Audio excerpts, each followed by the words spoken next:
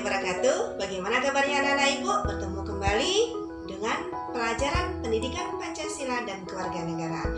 Harapan ibu kita semua selalu dalam kondisi sehat sehingga kita masih bisa melanjutkan pembelajaran kita pada kali ini. Nah, anak-anak ibu, pada kali ini kita akan melanjutkan materi kita pada minggu yang lalu. Dan siapa yang ingat materi kita minggu yang lalu? Ya, minggu yang lalu kita membahas tentang pengingkaran hak dan pelanggaran kewajiban warga negara. Pada minggu ini kita akan membahas kelanjutan materinya. Apa kelanjutannya? Ya, kelanjutannya adalah kasus dan penanganan pengingkaran hak dan kewajiban warga negara. Bagaimana pembahasannya? Langsung saja kita ke materi pelajaran. Adapun tujuan pembelajaran kali ini, yang pertama, siswa dapat memahami kasus pengingkaran kewajiban warga negara. Kemudian, siswa dapat mengidentifikasi solusi pengingkaran kewajiban warga negara. Nah, lanjut kita. Adakah kasus pengingkaran kewajiban dalam masyarakat? Nah, tentu ini selalu menjadi pertanyaan besar dalam keseharian kita.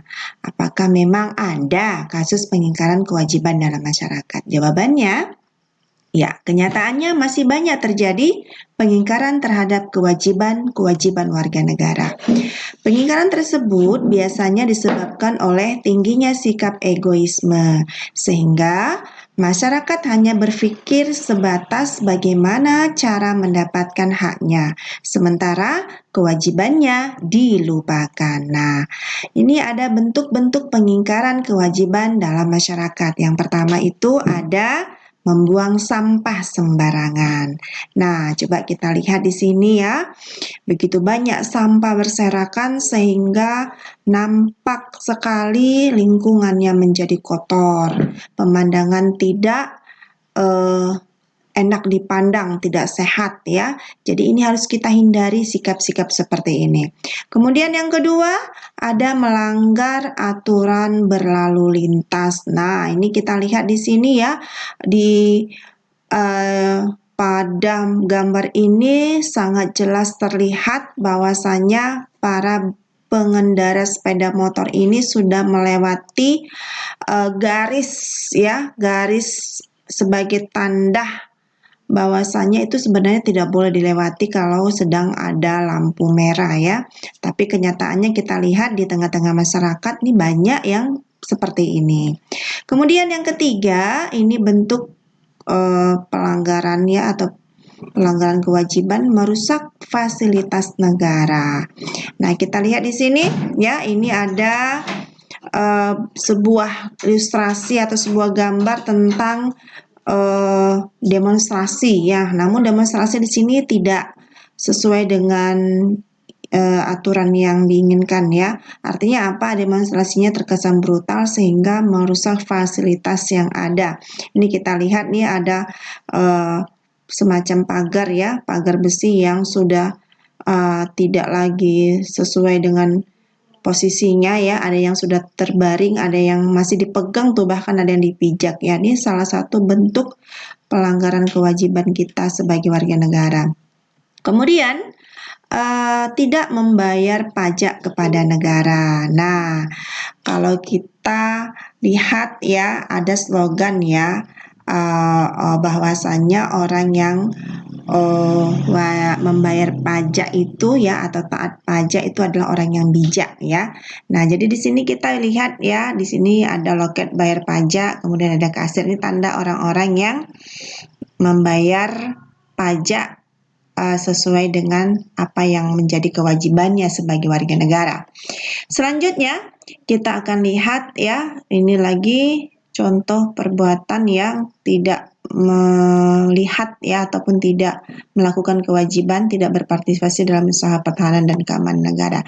Namun pada contoh kali ini kita lihat nih ada TNI yang membimbing ya adik-adik ya tingkat SD melalui sebuah kegiatan ya. Di sini tentunya ini sebuah gambar yang menunjukkan ini berpartisipasi ya. Jadi kita harus seperti ini ya, seperti Bapak TNI. Nah, di sisi lain ada gambar yang menunjukkan ini pelaksanaan upacara bendera. Ini salah satu bentuk partisipasi kita ya. Jadi sebenarnya kalau dilihat kita ini sebenarnya sudah menjalankan sebagian ya. Kita sudah berpartisipasi dalam usaha pertahanan dan keamanan negara kita ya. Nah, jadi harusnya kita memunculkan sikap-sikap seperti ini. Kemudian, ya sikap apa lagi? Nah, masuk kita kepada bagaimana penanganan pelanggaran hak dan pengingkaran kewajiban warga negara. Nah, yang pertama, supremasi hukum dan demokrasi harus ditegakkan. Ini sesuai dengan pembahasan kita kemarin. Kalau supremasi hukum belum ditegakkan, tentu akan banyak sekali muncul pelanggaran hak dan pengingkaran kewajiban warga negara. Jadi, inti dasarnya itu ya harus supremasi hukum ditegakkan ya. Kemudian yang kedua, upaya yang bisa dilakukan dalam penanganan pelanggaran hak dan pengingkaran kewajiban warga negara, mengoptimalkan peran lembaga-lembaga selain lembaga negara yang berwenang seperti ini ada KPK ya, Komisi Pemberantas Korupsi, kemudian ada KPAI, Komisi Perlindungan Anak Indonesia, kemudian ada Komnas HAM, Komisi Nasional Hak Asasi Manusia, yang kesemuanya itu berkaitan dengan hak-hak warga negara.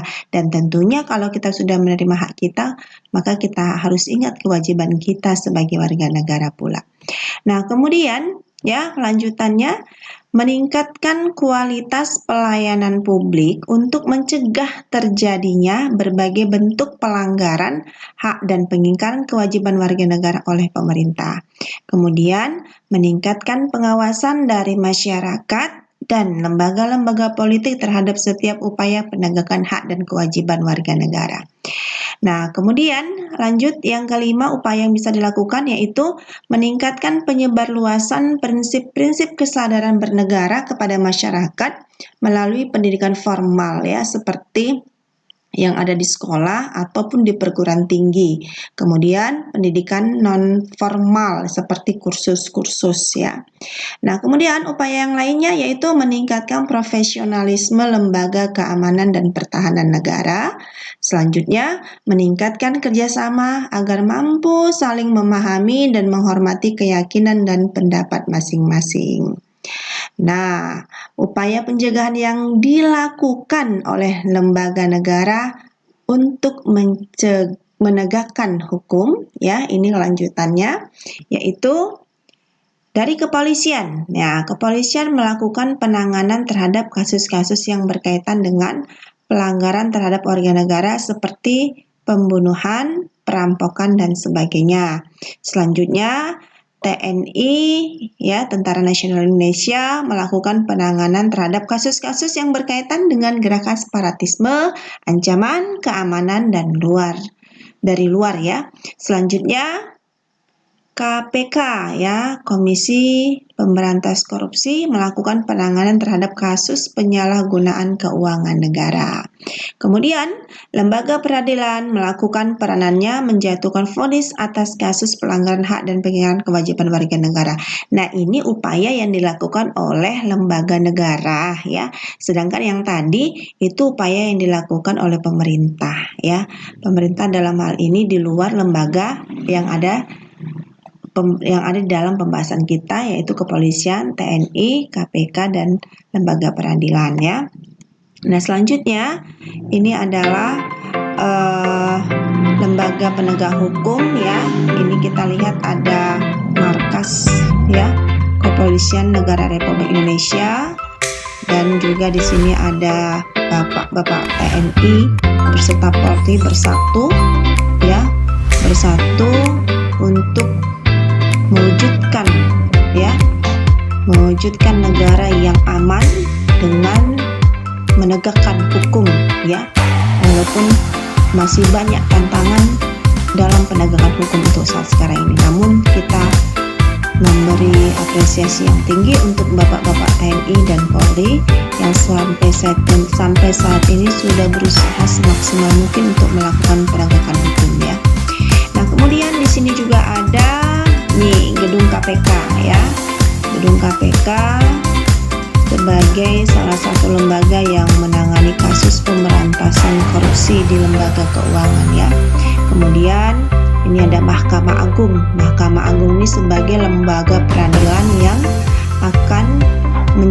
vonis terhadap orang-orang yang melakukan pelanggaran hak dan pengingkaran kewajiban sebagai warga negara.